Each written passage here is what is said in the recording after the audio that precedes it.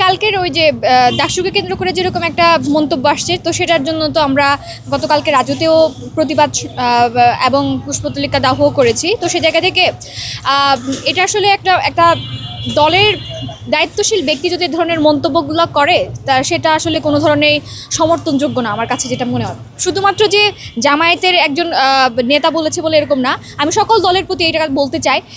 এখন পর্যন্ত যদি এই সময়ে এসে যদি আপনারা এখনও পর্যন্ত সূত্রে না যান, সে বিএনপি হোক বা জামাত হোক বা অন্য কোনো দলের হোক, সকল নেতাকর্মীদের প্রতি একটাই আমার কথা, যদি আপনারা নারীদের বিরুদ্ধে বা ডাকসুর বিরুদ্ধে যে এই ধরনের মন্তব্য করেন, সবসময় আমি তার বিপক্ষে থাকবো। আমি এই ধরনের বক্তব্যগুলো সবসময় আমি নিন্দা জানাবো, কারণ এই ধরনের বক্তব্য তো গ্রহণযোগ্য না।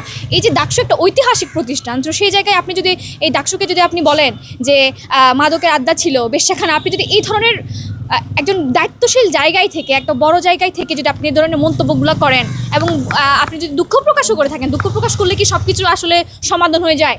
একটা কথা যখন মুখ থেকে বেরিয়ে আসে, আপনি যতই ক্ষমা চান না কেন, এটা তো আপনি কোনোভাবেই আপনার জীবন থেকে এটা মুছে ফেলতে পারবেন না। আমরা যখন কালকে আন্দোলন করছিলাম, আমার ধারণা ওই সময় মানে ওই প্রতিবাদ চলাকালীন উনি দুঃখ প্রকাশ করেছেন। দুঃখ প্রকাশ করাটাকে আমি খুব পজিটিভলি নিচ্ছি। একজন যে ভুল করে, সে যদি তার ভুলকে স্বীকার করে দুঃখ প্রকাশ করে, সেটা খুবই চমৎকার জিনিস। কিন্তু একই সাথে এটাও বলতে চাই যে একটা কথা আমি বলে দিলাম, তারপরে আমি মাপ চাইলাম, এই জিনিসটা কোনোভাবে হতে পারে না। দেখেন, একটা মানুষের নির্বাচনী জনসভা থেকে জনসম্মুখে একটা মন্তব্য করলো, পরবর্তীতে হচ্ছে এটা নিয়ে দুঃখ প্রকাশ করলো একটা ভিডিওতে।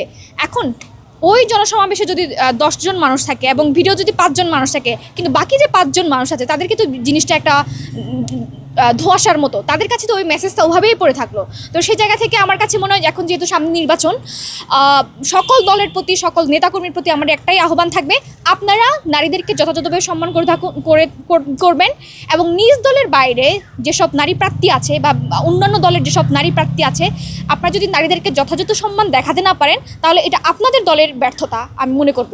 এবং দায়িত্বশীল জায়গায় থাকলে কোনো দল যদি বলে এটা তার একটা ব্যক্তিগত বক্তব্য, তাহলে সেটা আসলে ব্যক্তিগত বক্তব্য কোনো ধরনের হতে পারে না। এটা একটা দলের দায় আছে, যেহেতু সে একটা দায়িত্বশীল জায়গায় আছে। তো আমার কাছে মনে হয় এই ধরনের মন্তব্যগুলো আমাদের এই পুরো পরিস্থিতিগুলোকে ভিন্নভাবে উপস্থাপন করছে।